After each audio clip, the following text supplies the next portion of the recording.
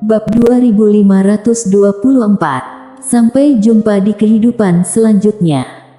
Saat melihat Eka Dao memulihkan kekuatannya, wajah Xieno Mu tiba-tiba menjadi sangat muram. Untuk Eka Dao, mereka selalu sangat waspada, karena mereka tahu bahwa Eka Dao telah menekan kekuatannya sendiri. Dan kini, kekuatan Eka Dao kembali, ditambah penggaris dewa tiada batas di tangannya.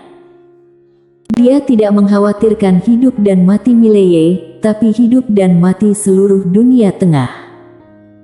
Begitu sumber energi dunia tengah dimusnahkan, akibatnya fatal. Sektenya Eka Dao telah dihancurkan, jadi dia tidak perlu peduli, tapi mereka harus peduli. Hentikan Eka Dao. Xieno Mu langsung membantah idenya.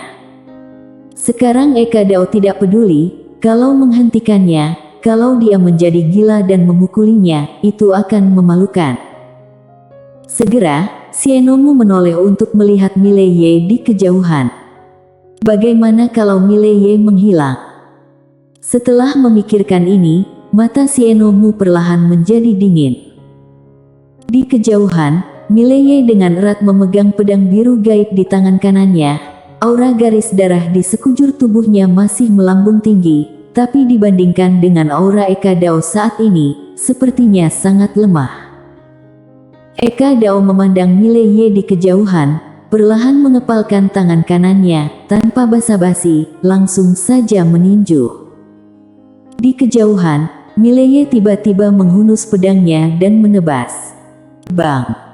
Sepotong cahaya pedang hancur. Mileye langsung terlempar ke jurang ruang waktu yang tak berujung, bahkan dengan pedangnya.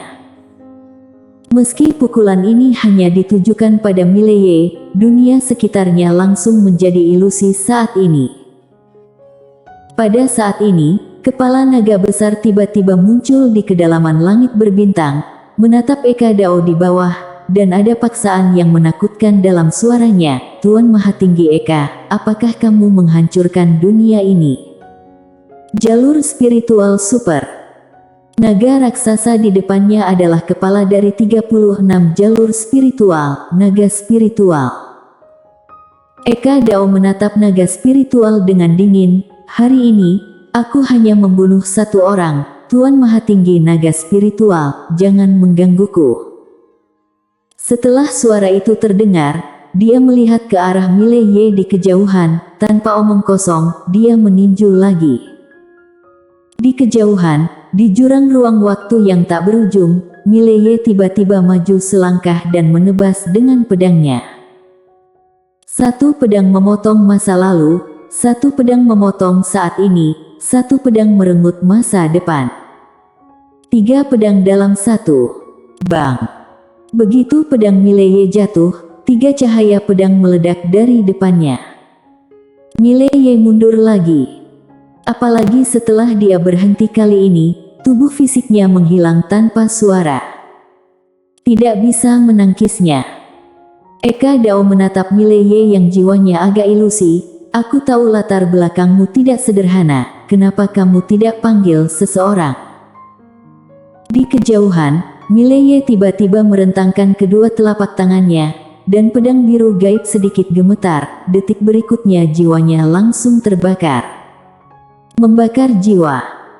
Melihat pemandangan ini, Eka Dao menyipitkan matanya sedikit. Apa gunanya terus-menerus menghabiskan energi? Saat suara itu terdengar, tubuhnya perlahan melayang. Dia mengepalkan tangan kanannya dengan erat, dan detik berikutnya, dia menghilang di tempat. Di kejauhan, Mileye tiba-tiba berubah menjadi cahaya pedang berdarah dan menghilang di tempat. Jelek. Di lapangan, jurang ruang waktu tak berujung ini tiba-tiba terbakar. Tidak tahan dengan kekuatan mereka berdua sama sekali. Eka Dao langsung meninju pedang biru gaib Mileye, dan pedang biru gaib bergetar hebat. Kekuatan dahsyat itu langsung disalurkan ke jiwa Mileye melalui pedang biru gaib. Bang! Jiwa Mileye langsung melayang keluar seperti selembar kertas, tapi pada saat ini, 2 cahaya pedang muncul di belakang kepala dan tenggorokan Eka Dao. Ekspresi Eka Dao tenang, dan dia menekan dengan tangan kanannya dengan ringan. Dalam sekejap, kekuatan tak terlihat langsung menghancurkan kedua pedang itu. Di kejauhan, jiwa Mileye masih membara. Meski auranya semakin kuat dari garis darah yang membara sebelumnya, jiwanya juga semakin ilusi. Tidak bisa mengalahkan dia. Bahkan kalau dia membakar garis darah dan membakar jiwanya, dia tetap tidak bisa mengalahkan wanita di depannya. Kesenjangan kekuatannya terlalu besar. Satu pukulan lagi dari wanita ini pasti akan membuat jiwanya menghilang. Saat ini, suara Jiwani tiba-tiba gemetar. Majikan muda, sampai jumpa di kehidupan selanjutnya. Saat suara itu terdengar, pedang biru gaib tiba-tiba berubah menjadi cahaya pedang dan langsung menenggelamkan jiwa Mileye.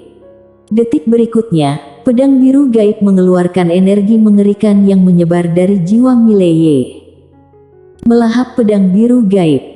Harus dikatakan bahwa pedang biru gaib menghancurkan dirinya sendiri dan mengambil inisiatif untuk ditelan oleh Mileye. Karena Mileye mampu melahap pedang. Saat ini, Mileye yang sudah benar-benar iblis gila sepertinya merasakan sesuatu. Dia tiba-tiba gemetar, dan detik berikutnya, dia meraung keras, "Tidak!" Ada ketakutan tak berujung dalam suara itu. Ini bukan ketakutan akan musuh, tapi ketakutan akan hilangnya orang yang dicintai. Pedang biru gaib ditelan secara aktif, dan dalam sekejap, aura Mileye meledak seperti letusan gunung berapi. Bang! Dalam sekejap, dunia sekitarnya benar-benar terbakar. Mileye tiba-tiba melihat ke arah Eka Dao di kejauhan, dan detik berikutnya, dia bergegas seperti orang gila. Tidak ada pedang. Pada saat ini, dia adalah pedangnya. Dari kejauhan, Eka Dao terlihat tenang. Dia membentangkan telapak tangannya, dan penggaris dewa tiada batas muncul di tangannya, dan dia melambaikannya dengan ringan. Bang! Dunia yang awalnya terbakar langsung padam. Bayangan penggaris langsung bergetar ke arah Mileye yang bergegas. Bang! Sepotong cahaya pedang meletus tiba-tiba, dan Mileye dan Eka Dao mundur dengan keras pada saat yang sama. Dengan mundurnya ini, kedua belah pihak langsung mundur lebih dari 10.000 kaki. Setelah Mileye berhenti, cahaya pedang terus muncul di sekujur tubuhnya. Di kejauhan, saat Eka Dao berhenti, sebilah pedang tiba-tiba terpotong tepat dari atas kepalanya. Eka Dao merentangkan telapak tangannya, penggaris dewa tiada batas di tangannya tiba-tiba terbang, menebas pedang secara langsung, tapi pada saat ini, Mileye tiba-tiba muncul di depannya, pupil Eka Dao tiba-tiba menyusut. Kapan kecepatan Mileye menjadi begitu cepat? Saat ini, kecepatan Mileye setidaknya 10 kali lebih cepat dari sebelumnya. Saat ini, Eka Dao tiba-tiba mengerti. Mileye menyembunyikan kekuatannya. Tidak, menyembunyikan kecepatannya. Selama pembakaran garis darah dan pembakaran jiwa, kemampuan Mileye dalam semua aspek telah meningkat pesat, tapi dia menyembunyikan kecepatannya, dan dia mengabaikan ini, jadi saat ini Mileye menyerap pedang biru gaib. Setelah menerima energi, dia tidak lagi menyembunyikan kecepatannya, dan mengejutkannya. Yang terpenting, sejak membakar garis darah, Mileye terus-menerus ditekan dan dipukuli olehnya, yang juga membuatnya tanpa sadar mengendurkan kewaspadaannya. Saat ini, Eka Dao tidak berdaya.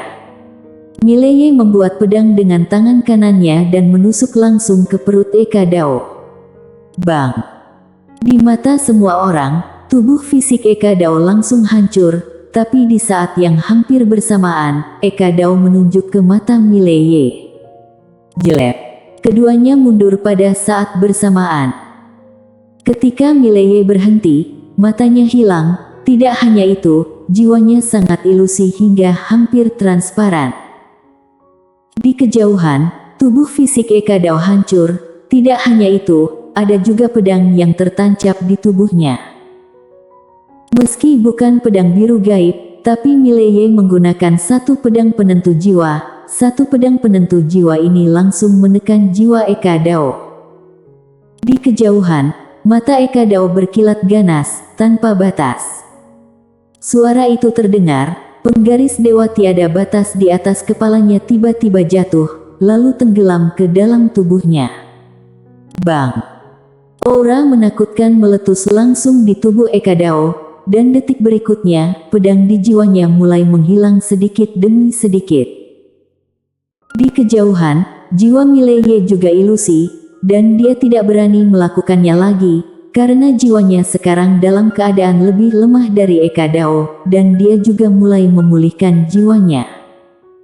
Kedua belah pihak memilih untuk memulihkan jiwa. Tak terhitung master di dunia tengah yang ketakutan saat ini, karena pertarungan antara Mileye dan Eka Dao benar-benar mengerikan. Kekuatan keduanya, dunia tengah sudah tidak tahan lagi. Garis nadi bumi di tempat yang tak terhitung jumlahnya rusak, dan magma bawah tanah mengalir ke tanah. Ini adalah masalah kedua, bahkan energi spiritual di beberapa tempat mulai mengering. Sumber energi dunia tengah sudah babak belur. Kalau mereka terus bertarung seperti ini, seluruh dunia tengah akan musnah. Di kejauhan, seorang pria paruh baya tiba-tiba muncul di samping Xiaomu. Pria ini adalah Tuan Mahatinggi dunia tengah lainnya, Guno Lan. Pada saat yang sama, dia adalah ketua sekte ilahi. Guno Lan melirik Eka Dao dan Mileye di kejauhan, dengan ekspresi muram di wajahnya. Pada saat ini, Tuan Mahatinggi naga spiritual itu tiba-tiba berubah menjadi pria paruh baya dan muncul di samping Xiaomu dan Guno Lan. Naga spiritual menatap Mileye dan Eka Dao di kejauhan dengan dingin. Kalian yakin kalian tidak akan menghentikan mereka? Xiaomu dan Guno Lan terdiam. Hentikan. Kalau mereka bisa menghentikannya, mereka akan menghentikannya sejak lama. Naga spiritual memandang Xiaomu dan keduanya, tidak lama lagi mereka akan pulih kembali, saat itu mereka akan mulai berkelahi lagi, dan kalian seharusnya lebih jelas dariku tentang sekarang situasi dunia tengah. Terus berkelahi seperti ini, sumber energi dunia tengah akan dihancurkan habis-habisan oleh mereka, bahkan bisa menyebabkan habisnya energi spiritual. Wajah Guno Lan dan keduanya menjadi sedikit jelek. Naga spiritual melanjutkan, lihatlah kalian, garis nadi bumi dunia tengah yang tak terhitung jumlahnya mulai runtuh sekarang. Kalau mereka lanjut, kekuatan mereka akan benar-benar menghancurkan semua garis nadi bumi dunia tengah. Tidak hanya garis nadi bumi, tapi juga jalur spiritual dunia tengah yang tak terhitung jumlahnya tidak akan tahan dengan kekuatan mereka dan akan hancur. Pada saat itu istana spiritual juga akan terpengaruh. Saat dia berbicara, matanya berangsur-angsur menjadi dingin. Setelah tidak ada lagi garis nadi bumi dan jalur spiritual yang tak terhitung jumlahnya di sini, aku akan meninggalkan dunia tengah dengan jalur spiritual super dari istana spiritual. Setelah mendengarnya, ekspresi Guno Lan dan Xiaomu langsung berubah. Alasan kenapa energi spiritual dunia tengah begitu kaya adalah karena 36 jalur spiritual super ini, dan alasan kenapa 36 jalur spiritual ini tetap ada di dunia tengah adalah karena dunia tengah memiliki garis nadi bumi alami dan keunggulan jalur spiritual. Mereka dapat memelihara alam semesta ini, tapi mereka juga membutuhkan alam semesta ini untuk memelihara mereka. Mereka hidup beriringan dengan alam semesta. Dan setelah 36 jalur spiritual ini pergi, energi spiritual dunia tengah ini akan hilang setidaknya 80% dalam sekejap. Kemudian energi spiritual dunia tengah akan mengering, dan segera energi spiritual seluruh dunia tengah akan menjadi sepenuhnya kering dan menjadi alam semesta yang mati. Saat ini, Xiaomu tiba-tiba berkata, kita tidak bisa membiarkan mereka terus bertarung.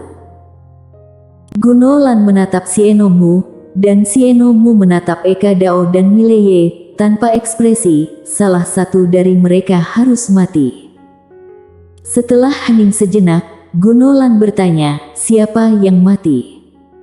Xiaomu memandang Eka Dao, kalau pilih dia terlalu berbahaya, karena kalau dia tidak mati, dia akan membalas dendam dengan liar. Berbicara tentang ini, dia memandang Mileye yang sedang memulihkan jiwanya, dia yang mati. Gunolan berkata, lakukan. Setelah suara itu turun, dia dan Xiaomu bergegas menuju Mileye, jelas untuk membunuh Mileye. Bersambung.